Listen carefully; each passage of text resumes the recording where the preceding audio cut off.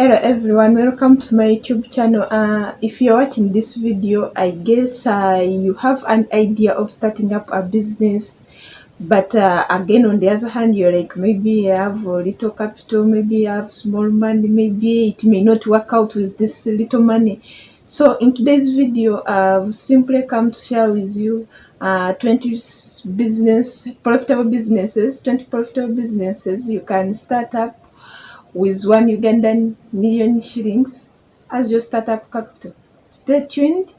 Don't move away. I'm coming back right now. Stay tuned.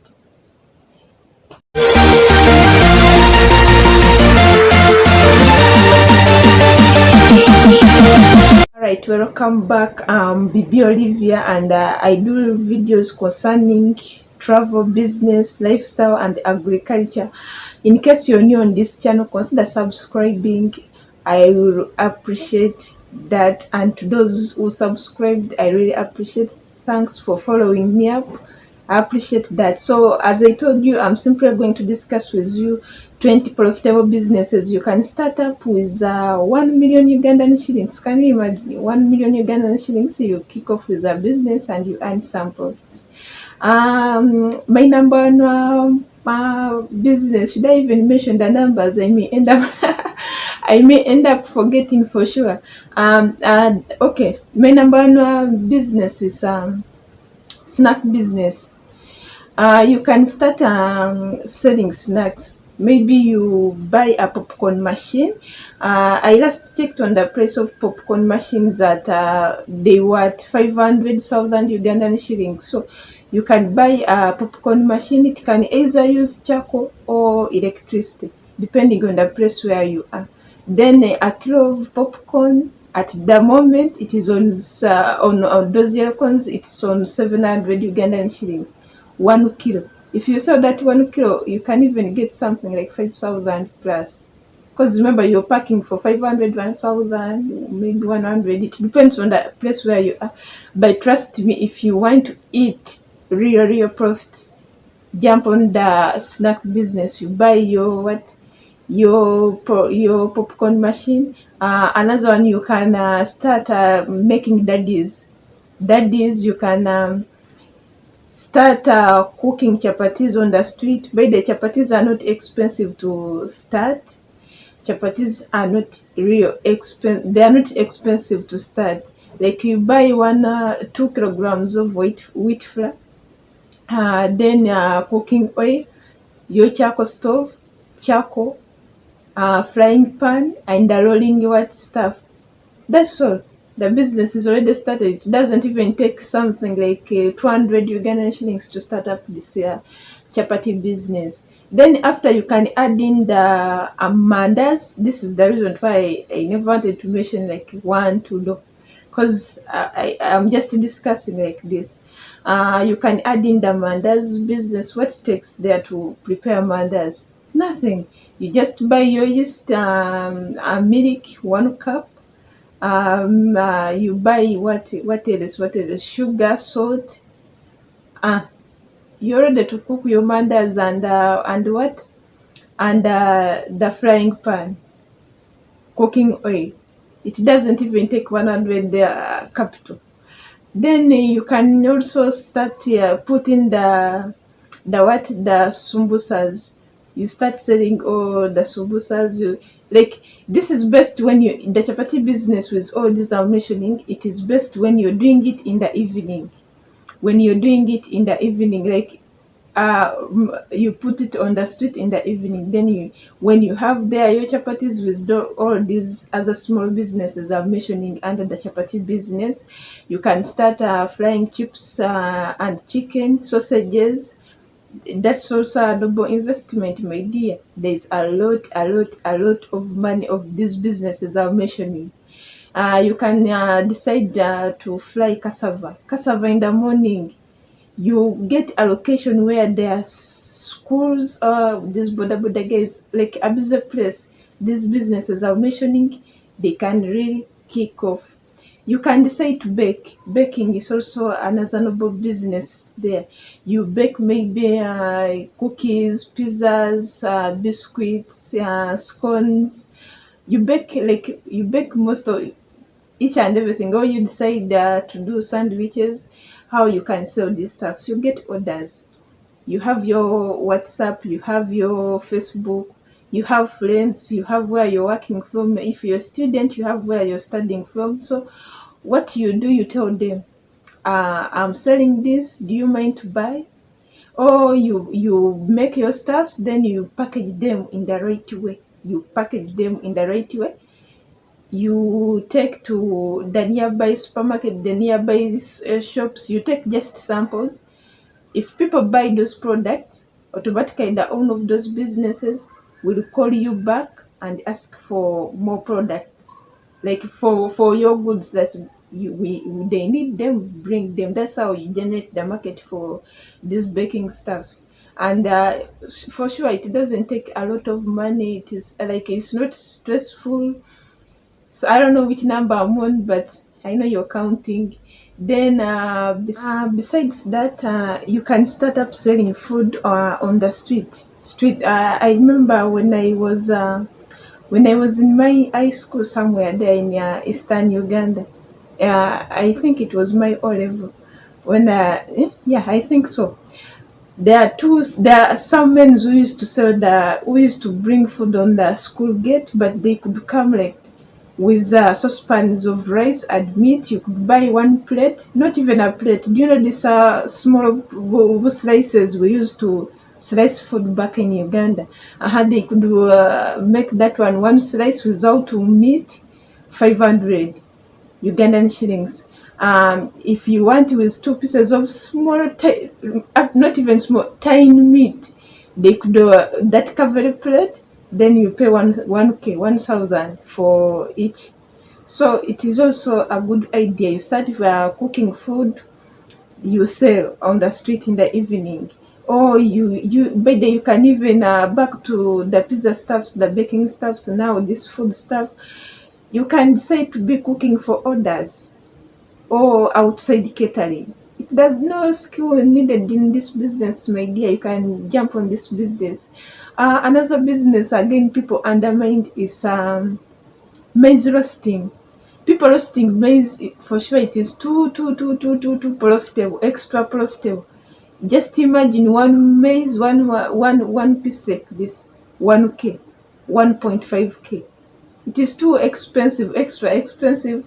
There is a profitable income there. Leaving aside these types of foods, whatever, let's go to another noble investment, which is farming, agriculture.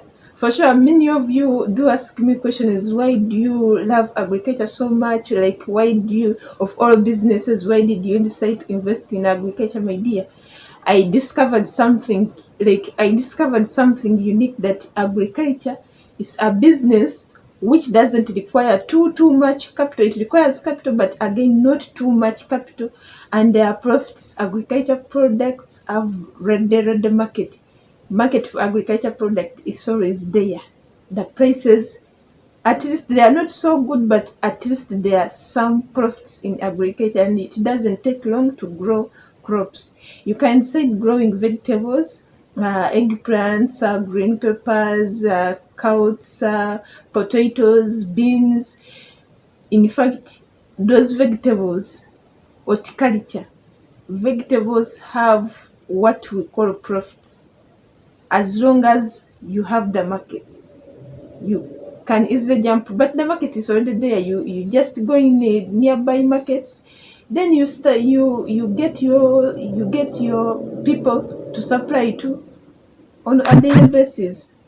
You can say to grow maize and beans or cassava, any crop. By the way, watermelon is with an investment, actually not even, let me count 1 million. Yeah, with an investment of 1 million. Some of you may ask here, you may ask questions, but where to get land? Assuming you don't have any land, like you don't have any agricultural land, it's easy to get land. By the way, of recent, I've been looking for land to grow my maize and beans, and eventually I managed to get land on 50k, I mean 100k, 100,000 Ugandan shillings per season, per 1 acre. And after that, I had also my friend from Western Uganda. He called me, told me, do you know what? Here you can actually get land at 50k per 1 hectare.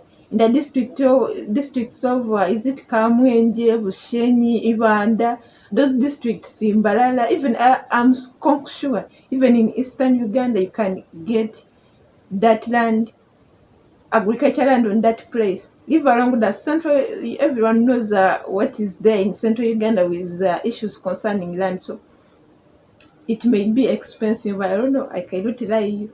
But at least Eastern Uganda and Western Uganda, those are good places for you to rent to rent land and start cultivating. There is profitable income, less capital.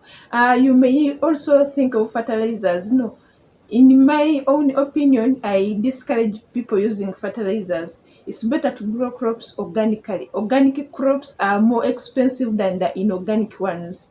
If you know, you know. Farmers watching me, they know what I'm talking about. On the market, organically grown crops are so expensive than the inorganic. Than these ones, they apply fertilizers. What? So you can decide to grow your crops organically. Don't rush to use tractors. Don't rush those expensive labor. No, use the local labor humans. Use those people in the villages. They can actually do a wonderful job, and you earn profitable income. There's the market, and besides on like continuing with agriculture, you can decide maybe after harvesting your maize, you process it, you export it to the nearby countries. You can export it to Kenya, you can export it to Tanzania. Come on, there are some profits. Besides that, you can start a poultry business also. You can invest in poultry. But I advise you, if you're to invest in poultry, stock the breeders and the layers at the same time, because layers take too much time to start. They take a lot of time, like almost 1 year to start laying the eggs. But breeders only 6 weeks, then to get matured, and you sell them off. So you can also do that. It's a noble investment. So for agriculture, if you need more crops to grow, to invest in with those with high profits, there is a video I made about profitable crops you can grow for, like, with profitable income, and I mentioned the price for those crops per kilogram or per each, and the estimated capital and the estimated money, the capital and the estimated money you can get out of those crops. So you can check it out. I will leave the link at the end of this video. Leaving agriculture aside, you can learn skills. Go for tailoring, shoemaking. You can do makeup. Those who love makeup, you can start. You can buy makeup stuffs. Then you start trials on yourself until you get used. Then you do it as a business. You can go for bricklaying. You can start you can do what start making candles, books. If you want to learn how to make books, NASA is the best place to go. Candles, books, sandals, those are businesses with less capital for sure. You can do that. Besides that, also you can go for charcoal selling. I think a sack of charcoal per now ranges between 90,000 to 100,000 Ugandan shillings. So you can jump on the charcoal selling. It also have some profitable incomes out of it. And my last business is real estate. You cannot start real estate with actually 1 million, but I always have brought in this like to show you maybe for in the long run, after you starting up your businesses, when they have succeeded, you can jump on real estates. As per now, you can buy land. Don't buy in towns. I beg, don't buy land in towns. It is too expensive. Go back in the villages, buy land from there. Of recent, I've just bought land at 3.5 M. Not even in the village, in Jinja, not even in the village for sure. There is electricity, there is water. It is the location is so good, but 3.5 million. So what if you go somewhere deep in the village? You can get a plot of land, 1 hectare, at 2 million or 1.5 million. So after some time, after 1 year, 2 year, you can sell that land at high rate. Or besides that, you can start constructing rentals. If you have the money, you construct rentals, or you construct houses, full houses, like the one I'm doing, 2 bedroom houses, 3 bedroom houses, like a self-contained house. After some time, you sell it off, like you make it as a business. It's a really, really profitable business for sure if you jump on. Those are some of the businesses you can start with 1 Ugandan million shillings. So you can invest with those videos. You can invest. You can invest with those business ideas. They are really good for you. Thanks for watching. May God bless you. Stay tuned for more videos. Bye bye.